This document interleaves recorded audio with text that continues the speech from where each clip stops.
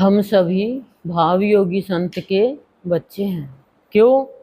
क्योंकि हम संसार के प्रपंच में झंझटों में उलझे हुए थे और संत ने हमें बुलावा देकर कृपा करके सत्संग में बुलाया है। तो गुरुदेव हमें क्या समझाते हैं? गुरुदेव समझाते हैं कि प्राणी जितना तू पवित्रता की ओर जाएगा उतनी ही तेरी कीर्ति फैलेगी। तू शांत रहेगा, औरों को भी तू शांति देगा, तू अपने शांताकारम रूप को पहचानेगा। अब पवित्र क्या है और अपवित्र क्या है? पवित्र है संत का भाव, और हमने अपवित्र कर लिया अभाव से हमारे मन को, बुद्धि को, चित्त को, विचार को, भावनाओं को। जैसे हम बाहर की वस्तुओं को देखते हैं कि अपवित्र हो गई, ऐसे ही हमें ये देखना आता है सत्संग में आकर कि मेरे ये जो वृत्तियां हैं, मेरी इंद्रियां है, ये अपवित्र हो गई। कारण अभाव के कारण,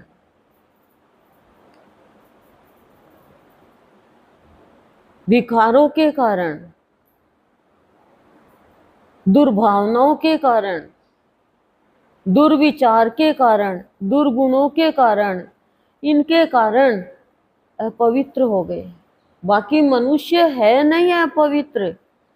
अब छोटा बच्चा कितना पवित्र होता है, संत कितने पवित्र होते हैं। ऐसे ही हमें संत अपने स्वरूप को पहचानने की कला सिखाते हैं सत्संग में बुलाकर, कि सत्संग में जो आ गया और जिसने गुरुदेव के भावों को ले लिया, जिसने अपने जीवन को आध्यात्म बना लिया, आध्यात्म शक्ति से शक्तिशाली बना लिया, और आध्यात्मिक ज्ञान को जिसने प्राप्त कर लिया, धीरे धीरे उसकी जो झूठी मैं है, अहंकार की मैं है, जो प्राणी को मलिनता की ओर लेकर जाती है, जो अपनी हर चीज में मैं दिखा देती है कि मैंने ये किया, मैं नहीं करता तो, मैं नहीं करती तो होता ही नहीं है, वहीं पे प्राणी क्या होता है? अपवित्र हो जाता है।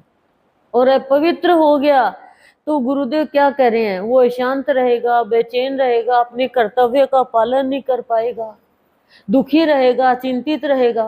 क्यों? क्योंकि अपवित्र हो गए। अपवित्र को कौन स्वीकार करेगा? आप बताओ। आप कभी किसी के शोक में जाते हो, शव यात्रा में जाते हो, आप कहते हो अपवित्र हो गए। क्यों? क्या हो गया? वो तो हमारे ही तो जैसा इंसान था। मतलब जब हमारा मन मर गया तो हम भी अपवित्र हो गए, हम भी अपवित्र हो गए। वाणी से हम झूठ बोलेंगे तो हमारी वाणी अपवित्र हो जाएगी। तो अपवित्र होगी तो हम क्या करते हैं? गंगा जी में स्नान कर लो। देखो, संत का भाव जब स्पर्श होता है ना प्राणी के विचारों में, भावनाओं में, वृत्तियों में, इंद्रियों में, जैसे संत का भाव स्पर्श होता है तो हमारे अंदर जितना भी कर्ष है वो हर्ष में बदल जाता है। और संत के भावों का स्पर्श मिलना, यानी फर्श जो है ना, हम फर्श पे रह रहे हैं, उस फर्श का भाव खत्म हो जाता है।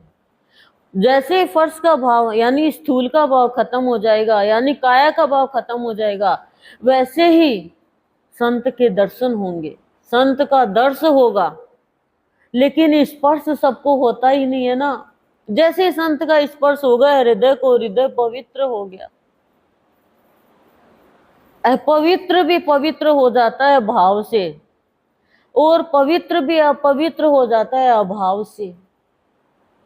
अभाव क्या है? ये विकार। क्रोध आपको स्पर्श करेगा तो आप कह सकते हो क्या मैं पवित्र हूँ? आप कह सकते हो क्या मैं देवी हूँ? आप कह सकते हो कि मैं राक्षसनी हूँ, भूतनी हूँ, मैं कितनों को नाश कर दूंगी। क्यों? क्रोध है। क्रोध है ही असुर। क्रोध की भी अग्नि है, प्रेम की भी अग्नि है। प्रेम की अग्नि क्रोध की अग्नि को जला देते है, क्रोध की अग्नि प्रेम की अग्नि को। अब दोनों मिल गई तो क्या हुआ? बताओ क्या हुआ? मिश्रित जीवन हो गया। मिश्रित जीवन हो गया तो नहीं पता चला। अब अग्नि है, अग्नि में आप कुछ भी डालो। अब जैसे अभी हवन की अग्नि जली, खुशबू फैल गई। आप सब ये सोच रहे हो कि हवन के धुएं से हम पवित्र हो रहे हैं, आप सब दर्शन करना चाहते हो, लेकिन आप रोज अग्नि जलाते हो, खाना बनाते हो, उसको तो देख के आप नहीं कहते हम पवित्र हो गए। बताओ, शव जल रहा है, खूब अग्नि है वहां शमशान घाट पे, तो उस पे तो आप ये नहीं कह रहे हवन हो रहा है क्या? तो जलना तो सभी को ही है। देखो, किसी का दुख देख करके शिक्षा लो, किसी कोई रोगी है, पीड़ित है, उसको देख करके शिक्षा लो, चींटी को देख करके शिक्षा लो, हर एक चीज को देखकर शिक्षा लो। यही गुरु की दीक्षा है, यही गुरु का भाव है, ये गुरु की प्रेरणा है। और गुरुदेव तो ये कहते हैं तुम कुछ करो ना करो, लेकिन सत्संग श्रद्धा के साथ करो। यदि तुम्हारे अंदर में श्रद्धा नहीं है तो तुम करो और चाहे मत करो। यदि तुम्हारी भावना खराब है तो तुम करो और चाहे मत करो।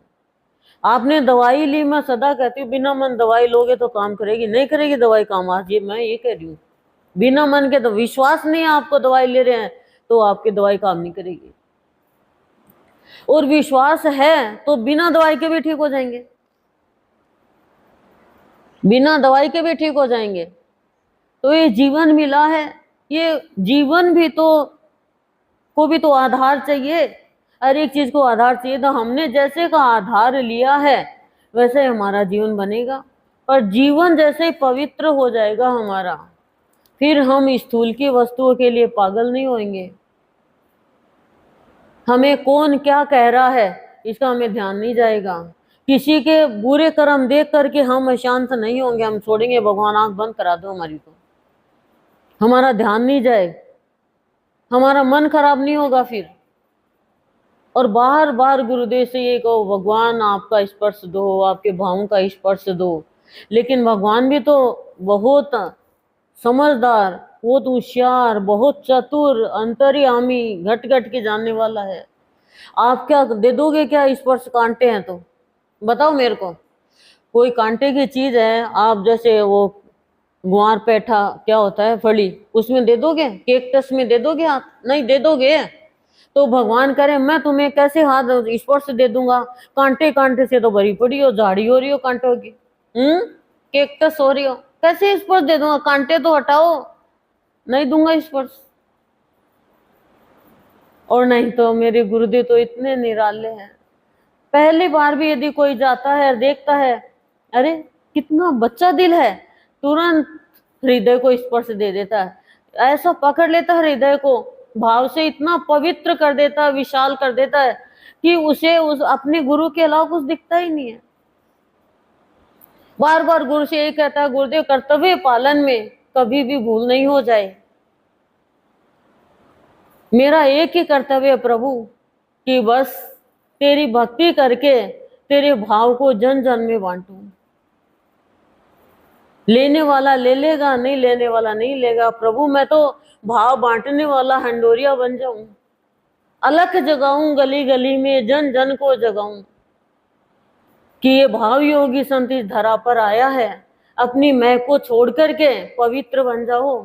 क्यों अपवित्र बने हुए? अपने विकारों का त्याग करो, इन कांटों में क्यों उलझे हुए हो? अपना कर्तव्य पालन करो, गृहस्थी के प्रति कर्तव्य, उसके बाद भक्ति में लगो। हमें तो गुरु के खूंटे से बंधना है, और हम बंध गए पारिवारिक खूंटे से, जो हमें एक दिन वो खूंटा ही छोड़ देगा, कहेगा अब छुट्टी, या और हमें छोड़ के चल जाएंगे जो हमें बांध रखे हैं। तो महापुरुषों का, संतों का सत्संग हमें विकारों से विरक्त करता है, हमारी मैं को छुड़ाता है, हमारे विकारों को हटा करके हमें शांता कारम का रूप दिखाता है, हमारी बेचैनी को परास्त करता है। हमने जितने भी पाप कर्म किए हैं उनको सबको बदल कर हमारे अंदर बदला लेने की भावना को खत्म करता है। इतना निराला ये सत्संग है। लेकिन सत्संग में आकर भी सत्संग की महिमा नहीं जानी, और तो क्या बोले हम, क्यों वाणी भी क्यों खराब करें हमारी। तो वाणी को शुद्ध करनी है हमें। तो हृदय शुद्ध तो वाणी शुद्ध, वाणी शुद्ध तो संसार में हम शुद्धता फैलाएंगे। वाणी से ही तो हम अशुद्ध भाव फैलाते हैं। लेकिन संत के सामने ना तो भोलापन चलता है, ना ज्यादा चालाकी चलती है, न बदमाशी चलती है, न सीधापन चलता है। ज्यादा भी सरल है तो बच्चे को आप कोई भी जिम्मेदारी नहीं दोगे। हमें भी गुरुदेव में समाना है और जीवन को, अपने जीवन को, अपने स्वरूप को, अपने रूप को पहचानना। हम जो ये हैं ये नहीं है हम, ये तो झूठा है, परिवर्तनशील है। अपने सत्य स्वरूप को पहचानना है तो पवित्रता को धारण करना होगा, और पवित्रता आएगी भाव से। हमने तो अभाव ही अभाव, अभाव ही अभाव मान लिया। दुख, चिंता, बीमारी से मारी, संसार की बातें, इनको बस ले लिया, पकड़ लिया, विकारों को पकड़ लिया, एक दूसरे की बातों को पकड़ लिया। यानी आप इनको पकड़ के किसको पकड़ रहे हो पता है क्या? गरम गरम रोटी पकड़ रहे हो, गरम गरम चिमटा पकड़ रहे हो। आपको पता नहीं है गरम है क्या। गरम गरम पानी में हाथ दे रहे हो, अब वो जलेगा ना, तो हम ही जलते हैं। हम हाथ देंगे तो हम ही जलेंगे, गरम गरम चीज खाएंगे तो हम ही जलेंगे। तो ऐसे हमें जलना नहीं है इन विकारों में, हमें जलना है प्रभु की याद में, प्रभु के प्यार में, प्रभु के भजन में। तो हमारा जलना भी जल के जैसे शीतल होकर और ज्योति रूप बन जाएगा, और बार बार इस संसार में आने से हमारा पीछा छूट जाएगा, प्रार्थना करनी आ जाएगी। तो गुरु की शक्ति से हमें शक्तिशाली बनना है। कब? जब पवित्रता की शक्ति आएगी, तब हम देख पाएंगे कि मेरे में और मेरे भगवान में कोई अंतर नहीं है। बस अंतःकरण की शुद्धि की जरूरत है। ओम शांति ही शांति ही शांति। प्रसन्न।